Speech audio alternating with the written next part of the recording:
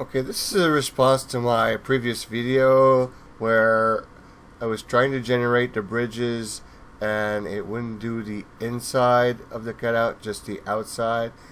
Now there's a way that I've just found out by experimentation that you can add more bridges selectively. So first of all, I press on autogenerate bridge and it should place them in a relatively good spot. So here's one, here's another one, here's another one, and one. Now that's all nice and everything, but it doesn't do bridges inside. So what if I generate bridges again? So it generates another center bridge, and I just move it to where I want it.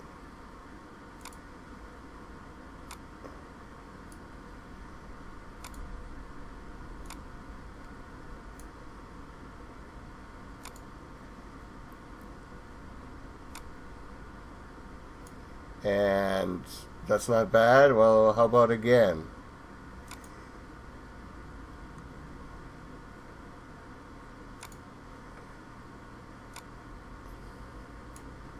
That's a little bit more tedious, of course, than auto generation, but if you're worried about your piece flying off, that's not too bad.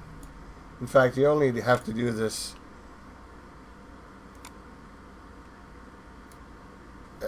once. Alright, so excuse me. Now I calculate the path,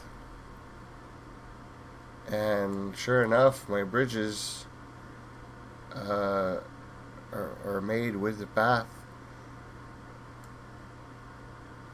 And so this actually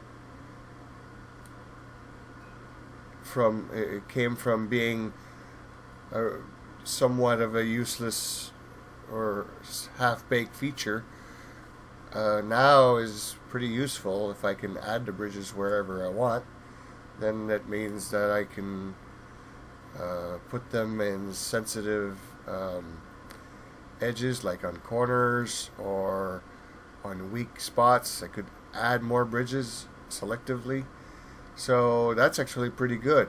I can make the bridges as much as I want. Sort of a patch, or a workaround, but it works really well.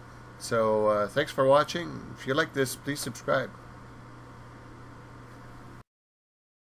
There are more videos to come, so please subscribe.